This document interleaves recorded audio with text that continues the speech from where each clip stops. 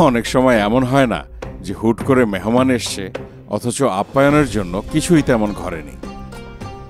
ঘরে আলু ডিম নিশ্চয়ই সবার থাকে, তাহলে ঝটপট তৈরি করে ফেলা যায় মজার এই স্ন্যাক্সটি। সবচাইতে দারুণ বিষয় হচ্ছে এই স্ন্যাক্সটা তৈরি করতে এমন কোনো উপকরণ ব্যবহার হবে না যা আমাদের ঘরে থাকে না। চলুন রুমানার কাছ থেকে রেসিপিটা শিখে নিই।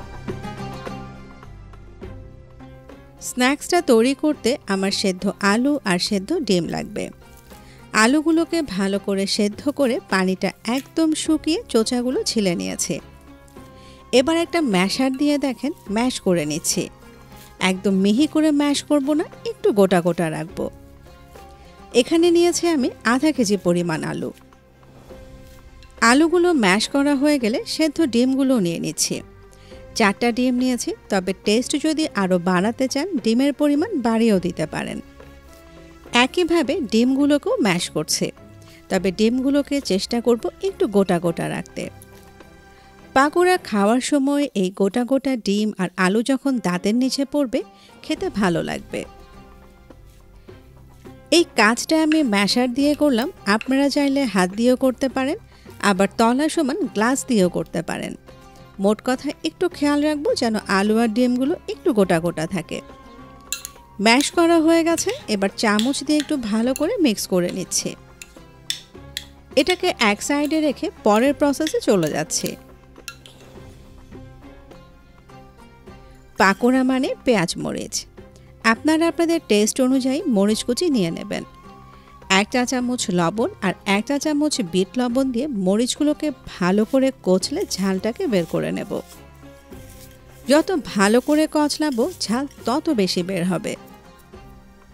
পেঁয়াজ কুচি নিয়ে নিচ্ছি আধা কাপ। পাকোড়ায় যদি আপনাদের পেঁয়াজ বেশি খেতে ভালো লাগে পেঁয়াজের পরিমাণ বাড়িয়ে দেবেন। এবার মরিচ পেঁয়াজ সব কিছু খুব ভালো করে কচলে নিচ্ছি। পেঁয়াজগুলোকে কচলাতে কচলাতে দেখেন পানি বের করে ফেলেছে। আসলে পেঁয়াজ মরিচ যত ভালো করে কচলাবো পাকোড়া খেতে তত বেশি টেস্টি হবে। একে একে মশলার গুঁড়িগুলো নিয়ে নিচ্ছি। আধা চা চামচ জিরা গুঁড়ি, ধনে গুঁড়ি আধা চা চামচ, 1/4 চা চামচ হলুদের গুঁড়ি, আধা চা চামচ শুকনো মরিচের গুঁড়ি। পাকোড়াটাকে ফ্লাফি করার জন্য 1/4 চা চামচ বেকিং পাউডার। গোলমরিচের গুঁড়ি নিয়ে নিচ্ছি আধা চা চামচ। এই গোলমরিচের গুঁড়ির জন্য ফ্লেভারটা স্ট্রং হবে। সাদা বা কালো যেটা হাতের কাছে থাকবে সেই গোলমরিচের গুঁড়ি দিতে পারবেন। সব কিছু খুব ভালো করে কচলে নিচ্ছি। আজকের গুঁড়ি মশলাগুলো সব ব্যবহার করেছে এসিআই পিওর ব্র্যান্ডের। মাখানো হয়ে গেলে ম্যাশ করে রাখা ডিম আর আলুগুলো নিয়ে নিচ্ছি।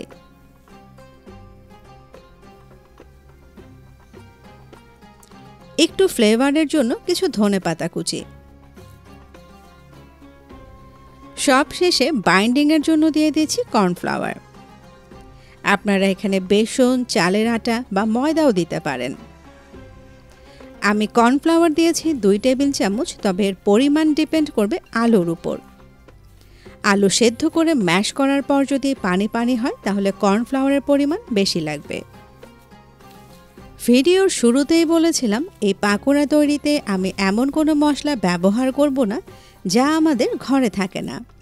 হয়তো বলবেন কর্নফ্লাওয়ার ঘরে নেই, তারও অপশন কিন্তু দিয়ে দিয়েছে। মাখানো হয়ে গেছে, দেখেন বাইন্ডিংটা কত সুন্দর হয়েছে। আমরা যেভাবে পেঁয়াজু বা পাকোড়া ভাজি সেরকম শেপ করে তেলের ভেতর ছেড়ে দিচ্ছি। নতুন রাঁধুনিদের জন্য একটা টিপস দিয়ে দিচ্ছি। বাইন্ডিংটা ঠিক হয়েছে কিনা এটা বোঝার জন্য আপনারা প্রথমে এরকম একটা শেপ দিয়ে নেবেন, তারপর তেলে ছেড়ে দেখবেন। যদি দেখেন যে ভেঙে যাচ্ছে না তার মানে বাইন্ডিংটা একদম পারফেক্ট। আর যদি ভেঙে যায় সেক্ষেত্রে আরও কিছুটা কর্নফ্লাওয়ার অ্যাড করে মাখিয়ে নেবেন, এরপরে ভেজে নেবেন। ভাজা নিয়ে একটা টিপস দিয়ে দিই, তেলটা ভালো করে গরম করে পাকোড়াগুলো দেওয়ার সাথে সাথে চুলোর আঁচটা মিডিয়াম আর লোয়ের মাঝামাঝি করে নেবেন। এরপর উল্টে পাল্টে ভেজে নেবেন। ভিডিও আর বড় করলাম না, ভাজা হয়ে গেছে, এবার পরিবেশন করে দিচ্ছি। ঘরে থাকা উপকরণ দিয়ে খুব ঝটপট একটা পাকোড়া তৈরি করে দেখালাম। এই পাকোড়া কিন্তু খেতে হবে গরম গরম।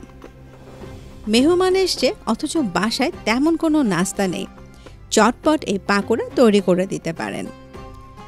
অবশ্যই তৈরি করবেন আর দোয়ার হাত তুলে আমাদের জন্য একটু দোয়া করবেন। এতক্ষণ সময় দিয়ে সাথে থাকার জন্য সবাইকে অসংখ্য অসংখ্য ধন্যবাদ।